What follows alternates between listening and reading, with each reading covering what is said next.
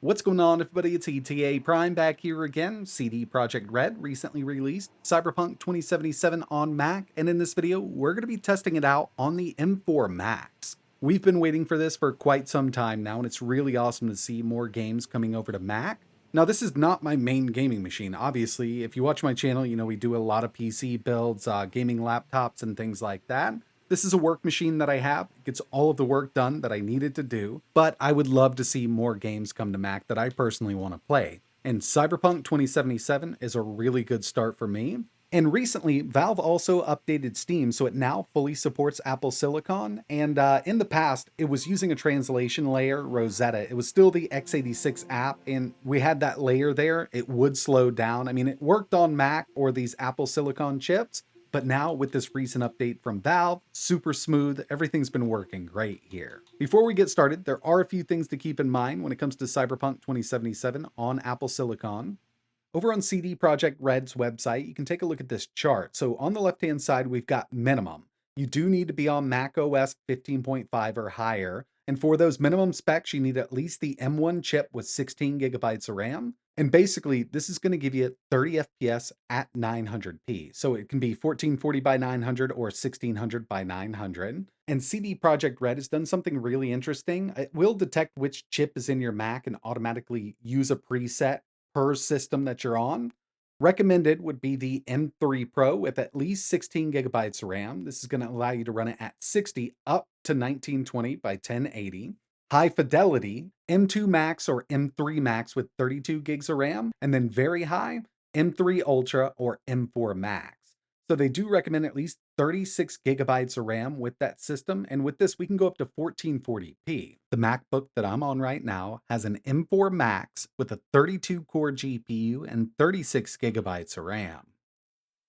Okay, first things first, want to be in high power mode. It will work in low power mode, but it's going to, lower the performance obviously. In high power mode, it's actually pretty impressive what it can do here with Cyberpunk 2077. I'm on wall power right now, but you can use high power mode on battery if you wanted to. Go ahead and start it up.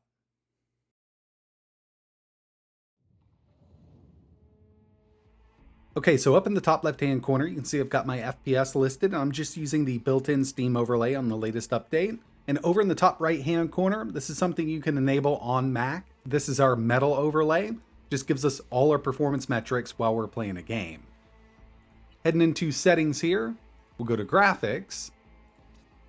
From the quick preset, you've got a setting called for this Mac. It's automatically going to detect which Mac you're on and set the correct settings. Resolution scale, Metal FX.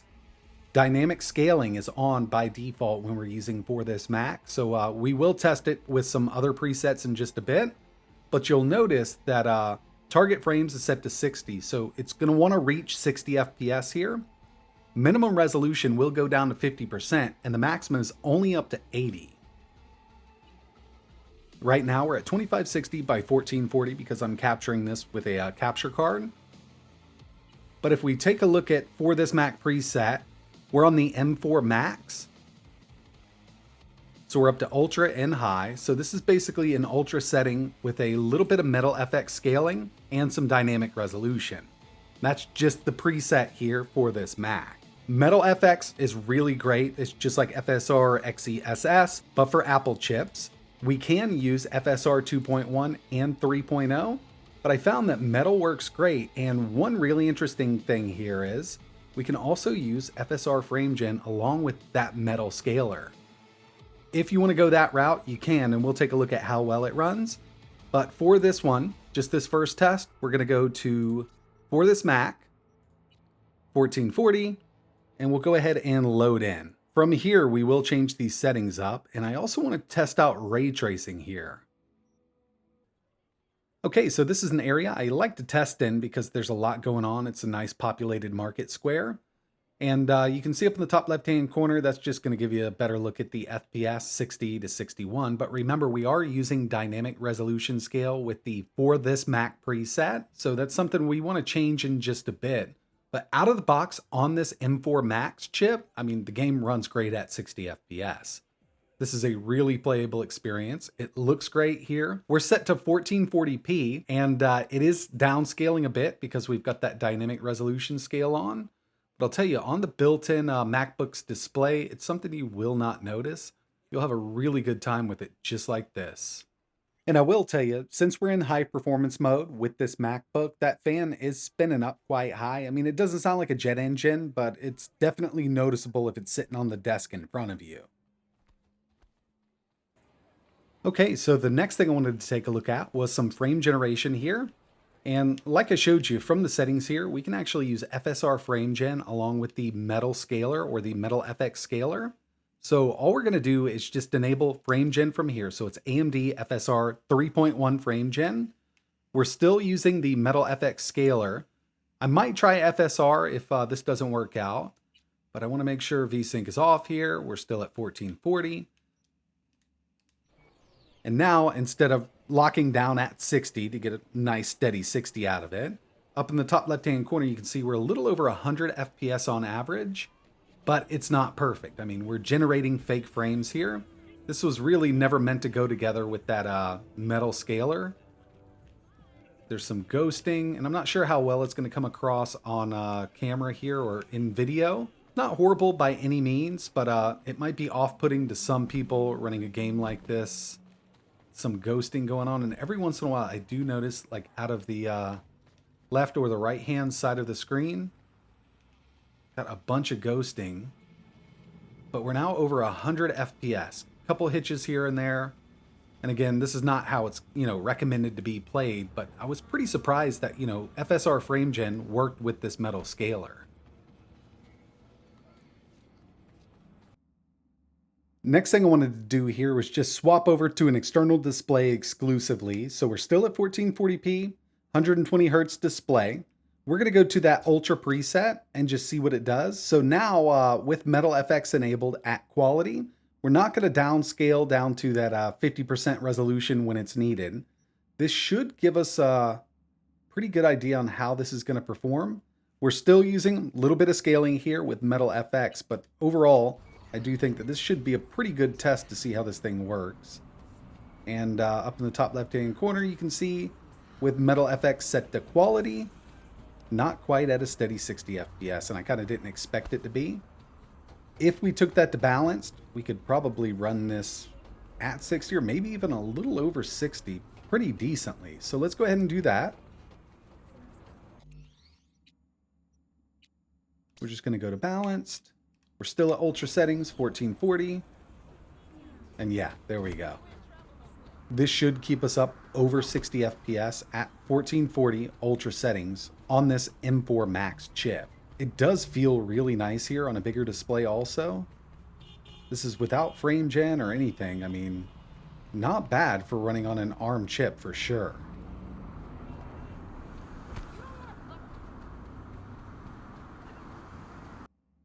So the M4 Max chip does handle Cyberpunk 2077 pretty well at Ultra with a Metal FX set to balanced. What about ray tracing? Now we've got a few presets here, obviously ray tracing low, ray tracing medium, Ultra, and Overdrive. Not sure how well it's going to do with Overdrive, but let's try Ultra here. Metal FX, Auto, actually we're probably going to have to take this to performance in order to get any kind of good performance out of it. We'll apply that, and we are at 1440.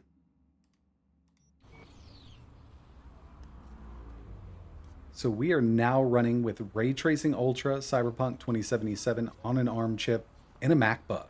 Not quite at 60, and I kind of didn't expect it would be with ray tracing here.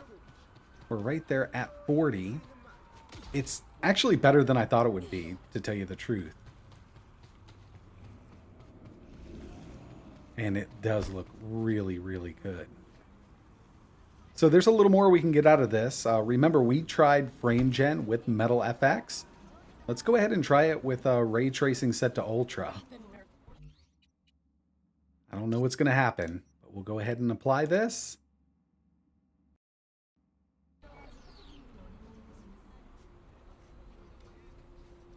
Okay, so yeah, we definitely have some weird stuff going on here and there with frame gen enabled, ray tracing set to Ultra. Little over 70 FPS on average with it, but I would not want to play it like this. And this is with Metal FX scaling set to performance. So one thing I actually wanted to try here was using FSR instead of using Metal FX. We're going to keep it at performance, Ray Tracing Ultra.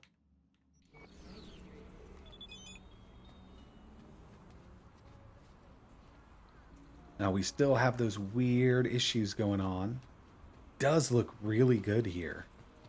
Even with FSR set to performance here at 1440p, the game looks great at Ray Tracing Ultra, but there's not a huge difference between Metal FX set at performance and FSR right now with this setup. Final thing I wanted to do here, Ray Tracing Overdrive. We're just going to use that preset, 1440, Metal FX set to auto. I don't know if it's going to crash or not, so let's see. So far, okay, no crashing, but FPS fell on its face, and I knew it would. With Ray Tracing Overdrive set up on this Apple Silicon chip, it's just not going to work out. 18 to 20 FPS, and I'm not even going to try frame generation, because usually, you know, if you want to get up to 60 with frame gen, you need to have a base of at least 30. Sitting at 18 to 20, it's just not going to cut it. And I knew that this was going to happen with Ray Tracing set to Overdrive. Just a really hard game to run like that. Overall, pretty impressed here with what CD Projekt Red has done with Cyberpunk 2077 running on Apple Silicon. And remember, I mean, even if you've got an M1 with at least 16 gigs of RAM, you can run this game at 30 FPS and you could still have a pretty good time with it. Personally, I can't wait to see what other developers do for Apple Silicon with their games, and given that we do have that new update for Steam from Valve that works natively with Apple Silicon, this might be the start of something great for Mac gaming, but we'll have to wait to see. Anyway, that's going to wrap it up for this video. If you want to see this running on any other system with an M1 or even an M3, let me know in the comments below. Like always, thanks for watching.